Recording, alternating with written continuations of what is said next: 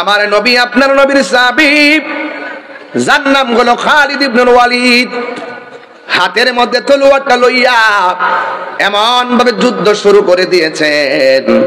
যুদ্ধ করতে করতে করতে করতে কাফের গুলারে কচুরি পানার মতন শেষ কইরা ফলাইতাছে। হঠাৎ কইরা হযরতে খালিদ ইবনুল ওয়ালিদের মাথার হেলমেটটা পড়ে গেছে। যেই মাত্র হেলমেটটা পড়ে গেছে ওই মুহূর্তে খালিদ ইবনুল ওয়ালিদ আর সামনে যুদ্ধের জন্য যায় না, হেলমেটটা খুঁজতে খুঁজতে পাগল হয়ে গেছে। অন্যান্য সাহাবীরা জিজ্ঞাসা করে, খালিদ গো,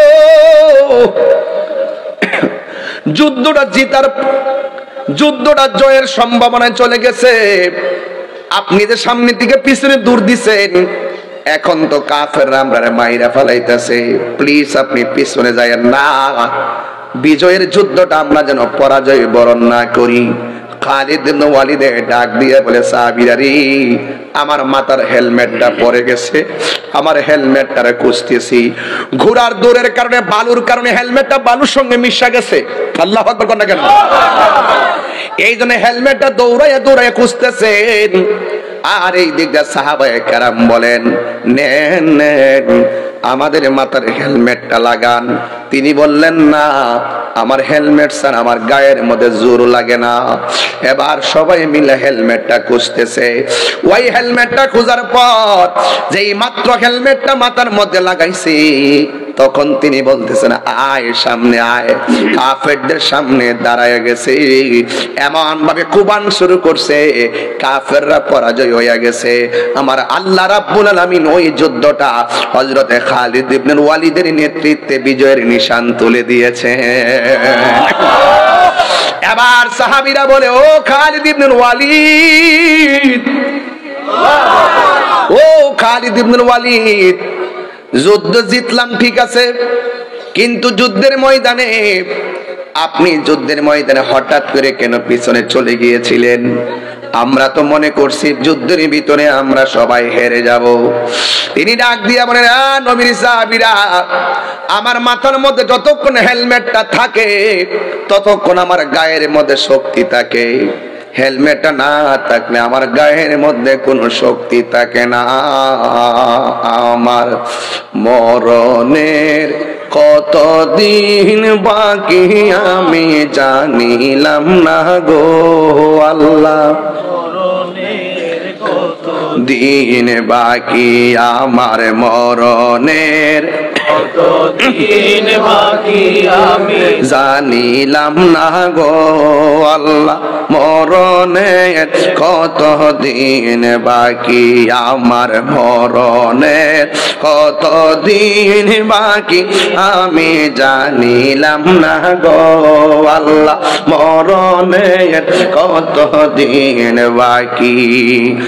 আর আজরাইল আসিয়া যখন হস্তে দিবা দড়ি, আজরাইল আসিয়া যখন হস্তে দিবা দড়ি, তখন আমার মনাবাই করবা লুকালুকি আমি জানিলাম না গো আল্লাহ, মরণের কতদিন বাকি আমার মরণের কতদিন বাকি আমি জানিলাম না গো আল্লাহ, মরণের কতদিন বাকি আমার মরণের কতদিন বাকি আমি জানিলাম না গো আল্লাহ, মরণের কতদিন বাকি।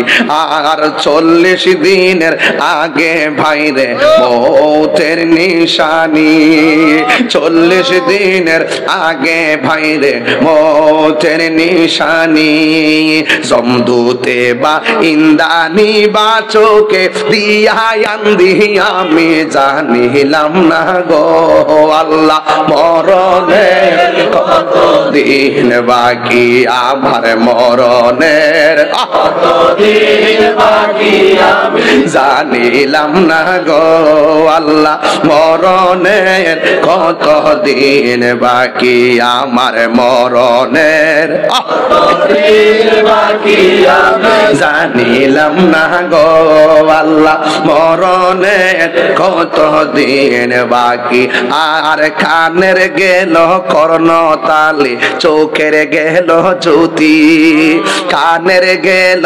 কর্ণতালি চোখের গেল জ্যোতি দাঁত পড়িল চুল পাকিল বয়স দিল বাটি আমি জানিলাম না গো বল দাঁত লাড়িল চুল পাকিল বয়স গেল বাটি আমি জানিলাম না গো আল্লাহ মরণের কত দিন বাকি আমার মরণের কত দিন বাকি আমি জানিলাম না গো আল্লাহ মরণের কত দিন বাকি আর হায়াত হইল হাতে ভাইরে মত হইল পায়ে হায়াত হইল হাতে ভাইরে মত হইল পায়ে যে জায়গা যার মরণ হইব সেই জায়গা সে মরে আমি জানিলাম না গো আল্লাহ মরণের কত দিন বাকি আমার মরণের কত দিন বাকি আমি জানিলাম না গো আল্লাহ মরণের কত দিন বাকি আমার মরণের কত দিন বাকি আমি জানিলাম না গো আল্লাহ মরণের কত দিন বাকি আর 30 পারা কোরআন শরীফ জানিও নিশ্চয় 30 পারা কোরআন শরীফ জানিও নিশ্চয় কোন জায়গা কোন হরফ লেখা না করিলাম লয় আমি জানিলাম না গো আল্লাহ মরণের কত দিন বাকি আমার মরণের কত দিন বাকি আমি জানিলাম না গো আল্লাহ মরণের কত দিন বাকি আমার মরণের কত দিন বাকি আমি জানিলাম না গো আল্লাহ মরণের কত দিন বাকি একটা জবান বন্ধ রাখবেন না হায়াতের মালিককে হায় রে ও ব্রাহ্মণ পাড়ার বাবা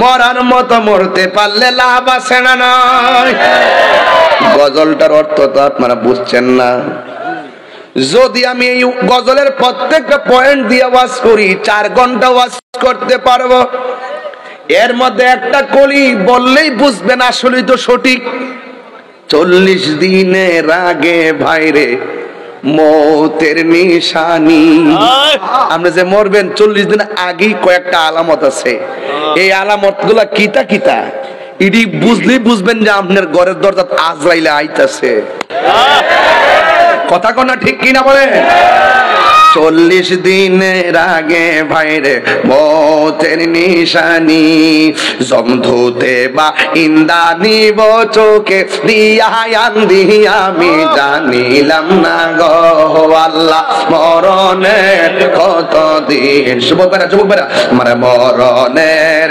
কত দিন আমি জানিলাম না গো আল্লাহ মরণের কত দিন বাকি আমার মরণের কতদিন বাকি আমি জানিলাম না গো আল্লাহ মরণের কতদিন বাকি সবাই কোন আল্লাহু আকবার আমার বাবারা রে এবার সাহাবীরা জিজ্ঞাসা করে ও খালিদ ইবনে ওয়ালিদ আপনারা দেখছি যুদ্ধ করতেছেন বীরত্বের সাথে কিন্তু হঠাৎ করে কেন আপনি পিছন দিক দিয়ে গেলেন কই আমার সব শক্তি আমার হেলমেটের ভিতরে সাহাবীরা জিজ্ঞাসা করে, ও সাহাবী, হেলমেটের সঙ্গে গায়ের শক্তির সম্পর্ক কি? ওই খালিদ বিন ওয়ালিদ ডাক দিয়ে বলেন, এই হেলমেটের ভিতরে আছে আমার রাহমাতুল লিল আলামিনের নূরানি চুল মুবারক। নবীর চুল মুবারক জিন্দা, কথা বলেন ঠিক কিনা?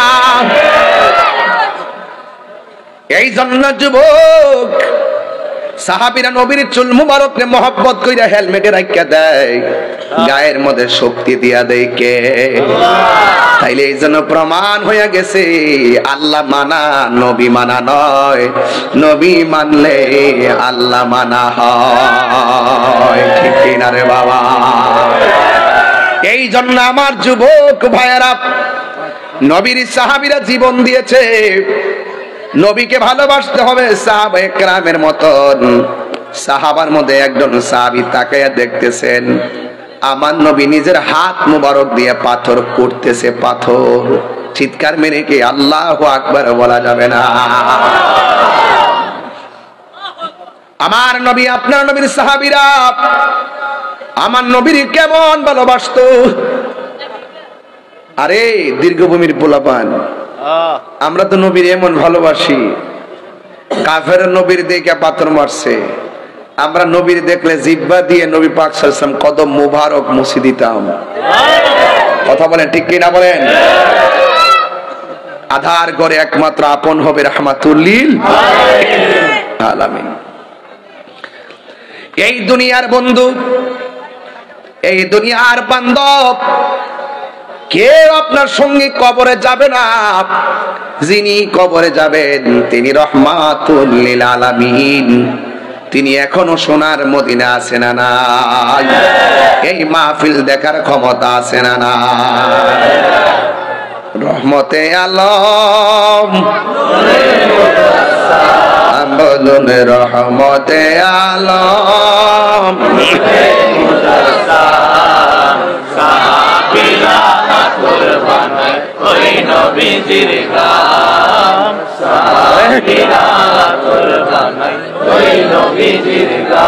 চিন জানো মানো কেমন আমার নবীজি, চিন জানো মানো কেমন আমার নবীজি।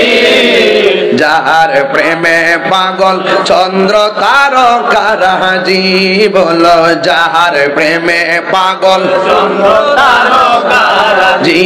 তোমরা আরো শুনবানি ব্রাহ্মণ পাড়াবাসী, জান্নাতের রুমে রুমে লেখা নবীর নাম বলো না, জান্নাতের রুমে রুমে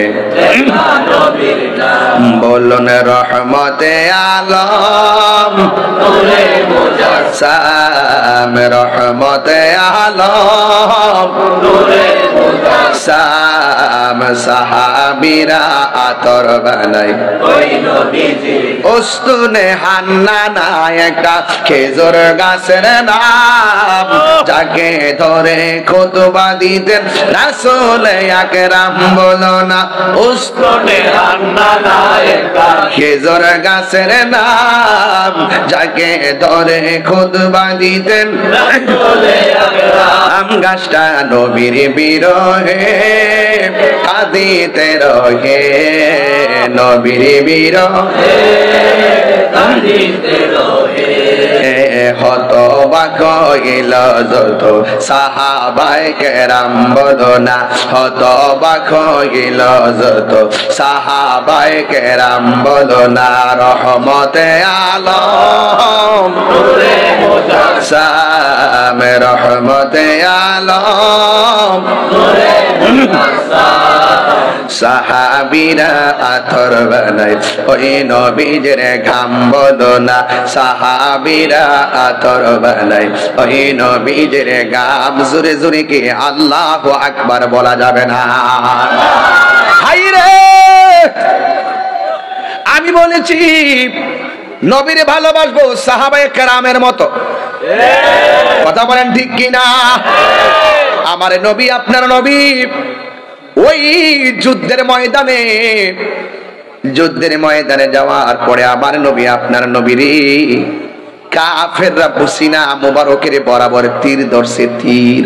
আল্লাহ আল্লাহ আল্লাহ আল্লাহ। যেই নবীর বদন মুবারকে মশা মাছিও বসে নাই, সেই নবীর বদন মুবারকে তীর ধরে। এদের উপায় আছে? আর এদের উপায় আছে? বাড়ি আছে বাড়ি। এদের কপালে মুসিবত আছে। কি আছে বাবা? ১৫০০ বছর পরে আইসো নবী লেগেছে আন্ডাপুরে। ১৫০০ বছর পরে আইসো নবীর সবুজ গম্বুজটা দেখলেই একটা শান্তি লাগে। এটা গজল গাইতাম নি বাজান?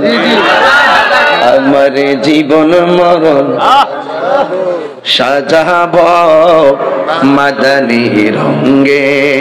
কলেন হাত তোলেন না দেখি। আমার জীবন মরণ সাজাব মাদানী রঙে, সেই রঙে রঙিনী হলে আল্লাহ রাসূল থাকবেন আমার সঙ্গে। সেই রঙে রঙিনী হলে আল্লাহ রাসূল থাকবেন আমার সঙ্গে। আমার জীবন মরণ সাজাব মাদানী রঙে। সালাতুনিয়া রাসূলুল্লাহ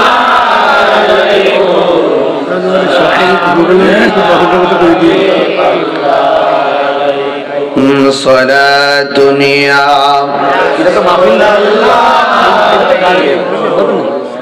সালামুনিয়া হাবিবাল্লাহ আলাইকুম। নবীর জন্য হলাম আমরা দিওয়ানা, মনে যাই যে উড়ে যাইতাম মদিনা। সালাতুনিয়া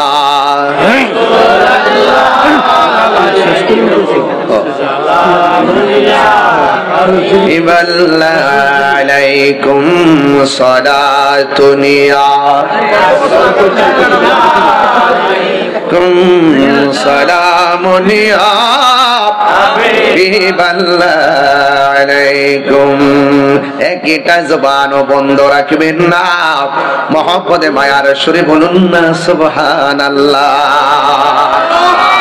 আমার ভাইয়েরা, আমার মুরব্বী বাবারা,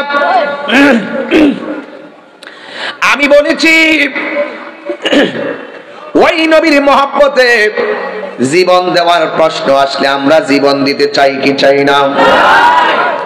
এবার একটা সাহাবী তাকায়া দেখতেছেন আমার নবীর সিনা মুবারকের বরাবরে একটা বিয়াদব একটা তীর ধরছে। তীর নবীর সাহাবীর চোখের মধ্যে যখন দৃশ্যটা বাইসা উঠছে, ওই সাহাবী মনে মনে ভাবতেছেন এই মুহূর্তে যদি আমার চোখের সামনে মোস্তফার বদন মোবারকে তীর মারে তাহলে আমি আল্লাহর দরবারে কি জবাব দিব? আমার চোখের সামনে তাইকে কেমনে নবীরে তীর মারবে?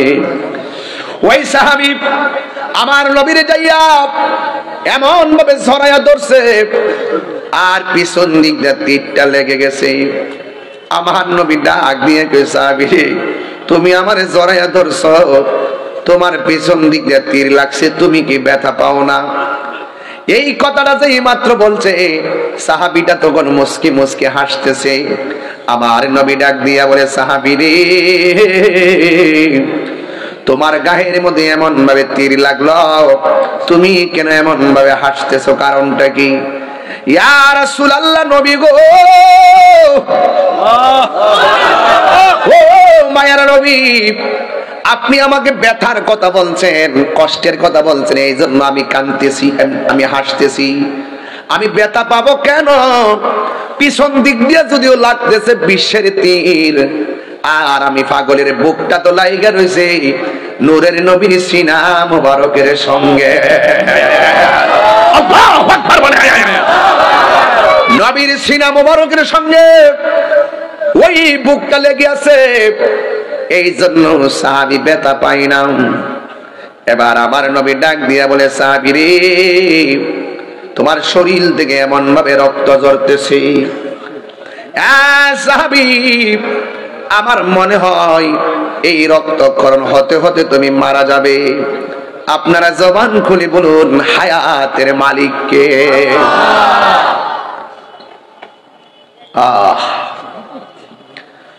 ওই সাহাবী তখন বলতেছে, নবী গো, একদিন তো মরে যাব ও নবী, কিন্তু আপনি আমাকে মরণ বোঝায় কি বোঝাইলেন? আমার নবী বলেন, তীরের আঘাতের চাইতে মরণের আঘাতের কষ্ট বড় কঠিন।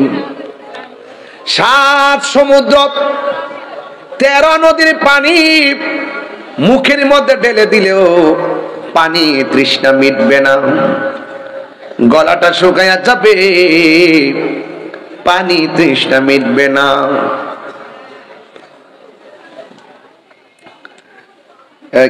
ক্যান্টনমেন্টের মানুষ এসে উপরে তোলেন।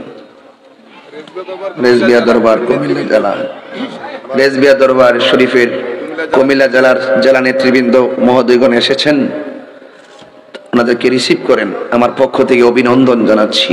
মারহাবা বলেন, আরো বড় করে বলুন, বলেন ইনশাআল্লাহ। ভাই বলেন। আলহামদুলিল্লাহ, আলহামদুলিল্লাহ, জি আলহামদুলিল্লাহ। আপনাদের কষ্ট হচ্ছে বাবা? আমার ওয়াজকে আজকে বুঝতে অসুবিধা হচ্ছে?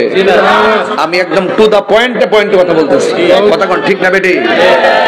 40 দিনের আগে ভাইরে মৌতের নিশানি, 40 দিনের আগে ভাইরে মৌতের নিশানি, ঝমধুতে বা ইন্দানি বা চোখে দিয়া আন্দি আমি জানিলাম না গো আল্লাহ মরণের কত, তোমরা একটু মুরব্বি অবস্থা দাও, মরণের কত দিন বাকি আমি জানিলাম না গো আল্লাহ, মরণের কত দিন বাকি আমার, মরণের কত দিন বাকি আমি জানিলাম না গো আল্লাহ, মরণের কত দিন বাকি।